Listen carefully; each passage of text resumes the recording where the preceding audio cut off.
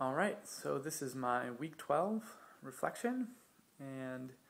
this past week we worked on taking the principles that we had learned or identified from our future casting videos, and we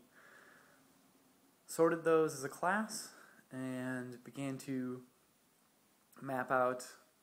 the relationship between a sharing principle, a design process that can incorporate that sharing principle, and then methods that could gather information to inform that design of the sharing principle. So this was a really interesting process for me. I think I haven't really solidified my my process. I have a pretty rough idea, but I think I've approached this part of the project more as a whole than as discrete parts. So where I think initially, or in the past, I think I would have done a very straightforward approach of choosing a principle and then focusing on a process or methods that could get at that. But I think part of the semester, and maybe just working so much around the idea of sharing and talking about it and figuring things out about just sharing activities in general, that I feel a little bit more comfortable with the principles, and I think I focused in actually on methods sooner than I usually would have. So this part of the project, we're kind of theorizing, and we're using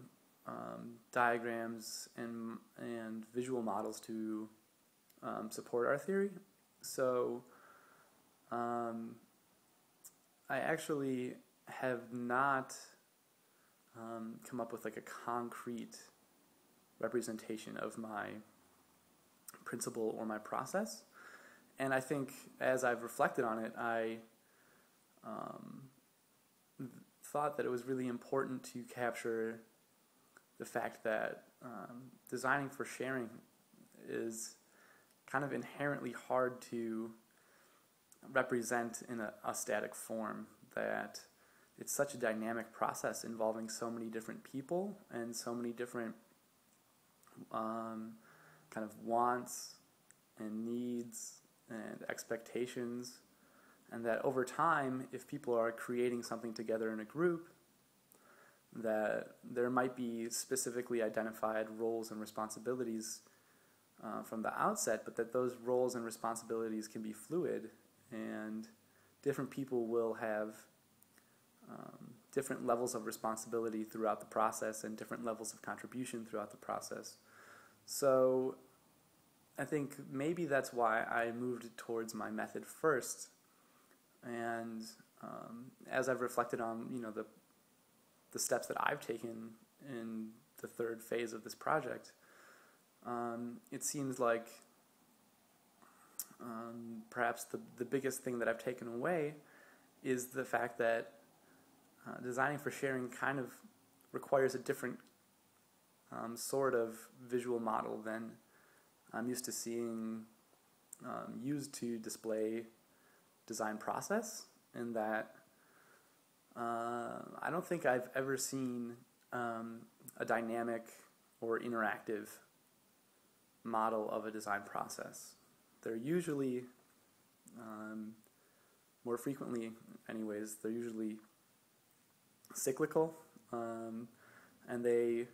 involve stages, and maybe you revisit certain stages at points in the process, but none of them seem to reflect the number of people involved. And so I think that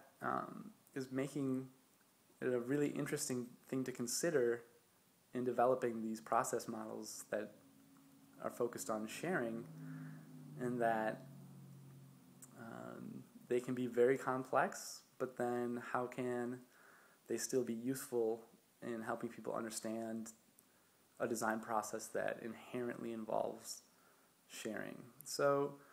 I've thrown something out there for my diagram, and I'm hoping that it makes sense. It's getting a little bit complicated, but I'll post an image along with this video so people can kind of get a little bit of a hint as to what I'm trying to do. But I think that's mostly what I've thought about this week, and it's kind of crazy that the semester is wrapping up, but I think it will come together in good shape, and I'm looking forward to seeing everyone's process models. So thanks, and bye.